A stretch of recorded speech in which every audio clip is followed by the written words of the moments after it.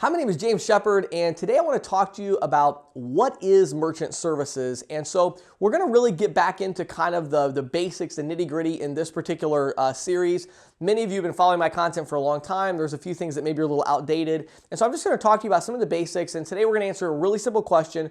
What is merchant services? Now, when we talk about merchant services, really merchant services is extremely simple at its core. The idea behind merchant services is literally just transferring money from a customer into a merchant's bank account. That's it. All merchant services is taking money from a customer's wallet and putting it into a merchant's bank account. Now, a long time ago, that was really simple because the way that worked is I pulled out my wallet, I took out money, and I handed it to them, and they took that money and they drove to their bank and they deposited it in their bank account, right? And so that made a lot of sense. Checks are the same way. You write a check, you go over and you deposit it.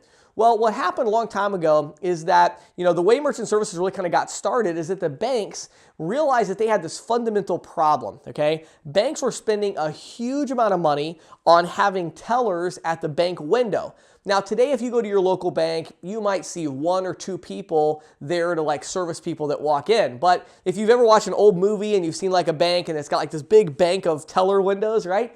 And you're like, what were they even doing? Well, their number one job as a teller was people would walk in and say, I need this much money, and then they would take cash and then they would put it through under a little bar, and they would give them their money. And people, whenever they wanted to buy something, they had to go to the bank and say, I need this much cash. The bank would give them the cash. Then they would drive over and they would spend the money.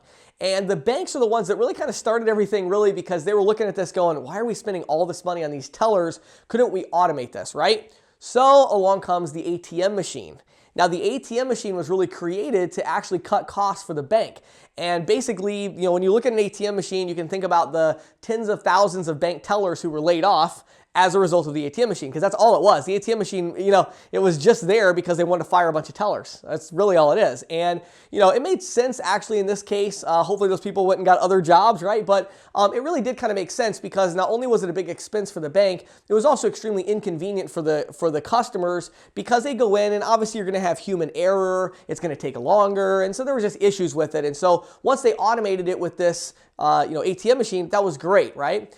Well, what happened was then people would go to the ATM machine, get cash out, then they would go to, Walmart or wherever to spend money. And when they would go into Walmart and spend money, retailers started to notice a different problem that they wanted to solve, right? The problem they wanted to solve was, I would go into, Walmart and I have $20 in cash because I'm picking up, milk and eggs and bread and a few other grocery items, right? But what do I see on my way back to the counter? Well, on my way back up to the counter, guess what I see? I see a big screen TV. And I'm like, oh, look at that thing. Wow, it's marked down. It's only $295. I want that TV.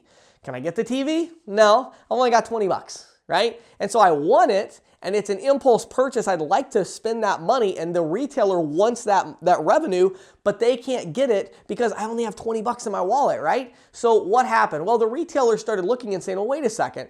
That guy, that girl who wants to buy that TV, they do have this ATM card in their wallet, and that gives them access to all of their money.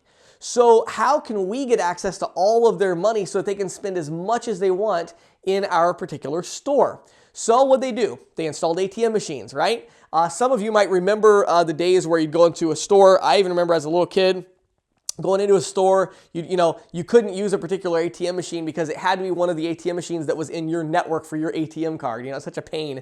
And you'd be like, oh, look, an ATM machine. You go over and you're like, oh, it's $5, to get out my 20. Oh, and they don't even take my debit card, And it was just kind of a pain. And so, it's a little better for businesses, but still, when somebody's doing an impulse purchase, they may have lost the impulse by the time they walk all the way to the front of the store and get cash out of the cash machine and then go back, right? So Visa comes along and Visa says, we have a solution to this. What we're going to do instead is we are going to make a network that ties all the banks together, okay? And by the way, way back, this Visa was actually owned by the banks. It was actually a network of banks, that like an affiliate group of banks, basically, and said, let's all get together. And what we're going to do is instead of charging the customers to do this, we're going to charge the business owners and we're going to do an interchange fee. And so we're going to tell them, hey, look, you can accept any of our cards at the point of sale right there at the register. All somebody has to do is pull their card out and swipe it, and boom, they can buy whatever they want as long as they've got the money on their credit card or their check card. And so the banks and Visa really got together and said, wait a second, this is a big opportunity we can take advantage of. Now, over time, of course, Visa became its own entity. MasterCard was formed to compete with Visa, American Express, Discover. And so you started to have more of these brands that are all working with these different banks to tie it all together. But the idea of merchant services is pretty simple. It's that there's money in a bank account for the customer, and now we need to get that over to the business owner's bank account, right? So that's all merchant services is. So you might say, well, if that's what it is, how do I make any money at it? How do I actually make money selling merchant services? If all we're doing is moving money from one account to the other, how does that work? Well, to answer that question, you're going to have to tune in tomorrow to learn how do people make money selling merchant services. My name is James Shepard. Thanks for watching and listening.